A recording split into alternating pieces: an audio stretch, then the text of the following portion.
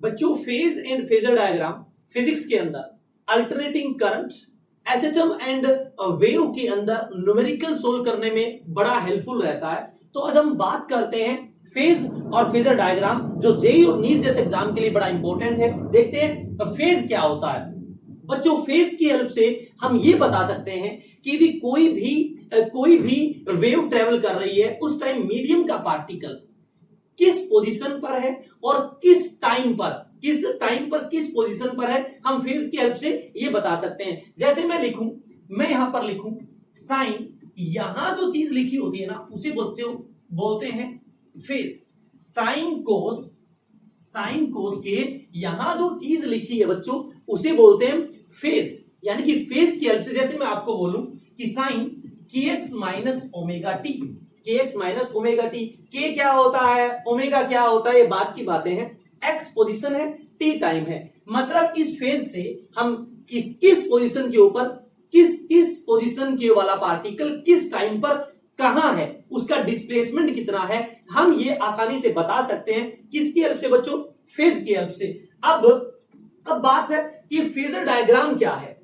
Phasor diagram graphical representation है जिसकी help से हम दो ऐसी फिजिकल क्वांटिटी जो पीरियोडिक फंक्शन पे डिपेंड करती है, साइन और कोस, उनका मैग्नीट्यूड कितना है, उनके बीच में फेज डिफरेंस कितना है, कौन कितना आगे चल रहा है, कौन कितना पीछे चल रहा है, हम फेजर डायग्राम की हेल्प से ये बता सकते हैं, इन चीजों के बारे में बता सकते हैं। बच्चों फेजर डायग्राम बनाने के लिए हमें क्या क्या ध्यान रखना है। यहां पे मैंने मान लिया कि ये साइन थीटा है, ये जो लाइन है साइन थीटा है। मुझे पता है बच्चों, मुझे पता है कि जो साइन 90 है वो 1 है और कोस 0 कितना है 1। इसका मतलब जो साइन की वैल्यू 90 पे होती है वो कोस के अंदर वैल्यू 0 पे हो जाती है। तो हम यह कह सकते हैं कि जो कोस है वो साइन से आगे चल रहा है, कितना 90। और बच्चों एंगल आगे का मतलब प्लस, एंगल प्लस तब होता है जब एंटी क्लॉकवाइज चलते हैं। तो साइन से जब मैं एंटी क्लॉकवाइज चलूंगा 90 डिग्री, तो मैं इस चीज को लिखूंगा कितना कोस थीटा। इसको क्या लिखेंगे बच्चों? अब कोस थीटा। हमें पता है कि हर 180 डिग्री के बाद जो फंक्शन है वो प्लस है तो माइनस हो जाता है। तो यहां साइन थीटा है तो 180 के बाद यानी कि जब मैं इसके अंदर 180 जोड़ दूं तो ये कितना हो जाएगा? ये हो जाएगा माइनस साइन थीटा। इसी तरह ये कोस थीटा है, इसके अंदर मैं 180 को ऐड कर दूं तो ये क्या हो जाएगा? Minus cos theta. बच्चों जो प्लस एंगल होता है वो एंटी क्लॉकवाइज होता है, जो माइनस एंगल होता है वो क्या होता है? क्लॉकवाइज होता है। वो क्या होता है? क्लॉकवाइज। तो यहां से साफ साफ लिख रहा है कि साइन थीटा से कोस थीटा π/2 आगे चल रहा है। तो मैं ये कह सकता हूं कि कोस लीड साइन थीटा बाय π/2, यानी कि इनके बीच में जो फेज डिफरेंस है वो कितने का है? 90 का। मैं ये भी कह सकता हूं कि कोस थीटा से माइनस साइन थीटा आगे चल रहा है, कितना? π/2, यानी कि minus sine theta lead cos theta by π/2। मैं ये भी कह सकता हूं कि साइन थीटा को लीड कर रही है कौन? माइनस साइन थीटा, कितने से? 180 डिग्री के। ये भी कह सकता हूं कि कोस को लीड कर रहा है माइनस कोस, कितने से? 180 डिग्री से। ये भी कह सकता हूं कि माइनस साइन को माइनस कोस लीड कर रहा है, कितने से? 90 से। तो ये आपका फेजर डायग्राम बनाने के लिए sine cos minus sine minus cos, आपको ये डायग्राम ऐसे ही समझना है। हाँ, इसको आप रोटेट कैसे भी करवा सकते हो। फॉर एग्जांपल मैं आपको कहूं कि मैं क्या बोलना चाह रहा हूं कि ये साइन, ये कोस, ये माइनस साइन, ये माइनस कोस, आप इसको ऐसा लिखना चाहो तो ये क्या?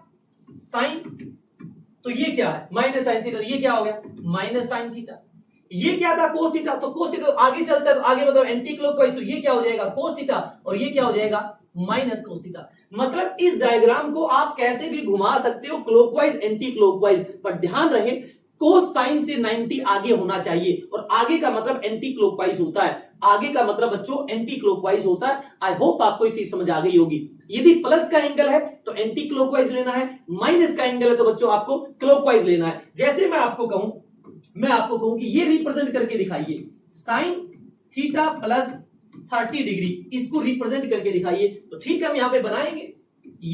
ये आपकी साइन थीटा है, ये आपका साइन थीटा है, ये आपका कोस थीटा है। तो यहां पर देखिए थीटा में 30 डिग्री ऐड है। ऐड का मतलब क्या है?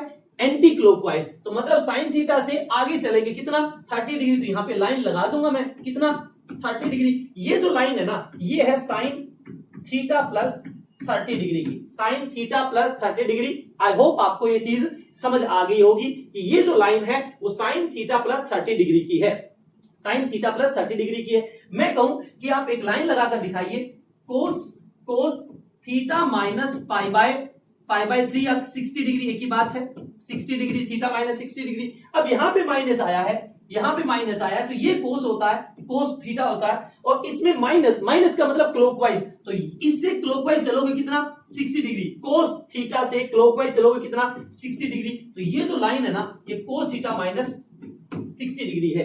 इसका मतलब क्या हुआ, ये 60 तो ये कितना हुआ 30 डिग्री, ये भी 30 डिग्री है। इसका मतलब कोस थीटा माइनस 60 और साइन थीटा प्लस 30 एक ही बात है, कोस थीटा माइनस 60 और साइन थीटा प्लस 30 डिग्री बच्चों एक ही बात है। अब एक चीज और, फेजर डायग्राम के अंदर जैसे आपको डिस्प्लेसमेंट ऐड करना हो, करंट ऐड करना हो, पोटेंशियल ऐड करना हो, तो आपको इनको इसी तरह से ऐड करना है जैसे हम वेक्टर्स को ऐड करते हैं, जैसे हम बच्चों वेक्टर्स को ऐड करते हैं। जैसे मैं आपको कहूं कि सबसे पहले I1 हमारे लिए करंट है, आप इसको कुछ भी ले सकते हो, मैं इसको करंट मान रहा हूं, आगे चलकर ये करंट ही आएगा।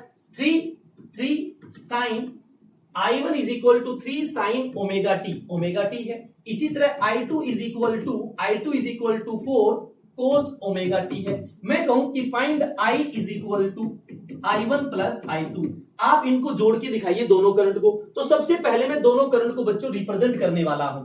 ये देखिए, ये साइन ओमेगा टी है, तो हमें पता है ये जो लाइन होती है साइन थीटा या साइन ओमेगा टी एक ही बात है, थीटा की जगह ओमेगा टी आया है, कितना है 3 साइन ओमेगा टी। इसका मतलब ये लाइन कितने की है 3, इस 3 का मतलब है ये I1 का मैग्नीट्यूड है, मैक्सिमम करंट इतना है, वैल्यू 1 होती है, तो I1 कितना हो जाएगा 3 हो जाएगा। इस तरह I2 कितना है 4 कोस ओमेगा टी, तो इस लाइन पे क्या होता है कोस ओमेगा टी, तो इसको क्या लिख दिया बच्चों मैंने 4 लिख दिया।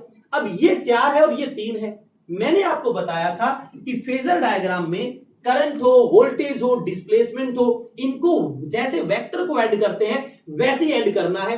तो अब 3 और 4 एक दूसरे के परपेंडिकुलर है, जब दो वेक्टर एक दूसरे के परपेंडिकुलर होते हैं तो उनका रिजल्टेंट होता है R is equal to a square plus b square plus 2ab cos theta. अब इन 4 और 3 के बीच में एंगल 90 डिग्री है, तो कोस 90 तो 0 हो जाएगा। 3 का स्क्वायर 9, 4 का स्क्वायर 16, 16 और 9 25, 25 का रूट कितना आया 5, यानी कि इसका रिजल्टेंट जो आएगा वो कितना आएगा 5 आएगा, और इसके बीच में आएगा यहां पर ये कितना आ गया 5 आ गया बच्चों। अब देखो ये 4 है तो इसके पैरेलल मैंने लाइन लगा दी एक 4 की। अब देखो ये 4, ये 3, ये 5, ये तभी होता है जब ये एंगल 53 डिग्री हो। तो मुझे इस नेट करंट की जब इक्वेशन लिखनी हो तो ये जो आपका I नेट है कितना आएगा 5 आएगा 5, और ये किस लाइन पे है साइन ओमेगा टी प्लस में कितना एंटी क्लॉकवाइज चले 53, इसको क्या लिख सकता हूं sign omega T plus 53 degree, ये आपका आंसर। तो जल्दी से कमेंट करके बताइए यदि इसी नेट करंट को कोस की फॉर्म में लिखना हो तो आपका आंसर क्या आएगा। बच्चों इसी तरह नीट और जेईई के कंसेप्ट आपको सीखने हो, जल्दी से फिजिक्स शोरमा को लाइक एंड सब्सक्राइब जरूर करें।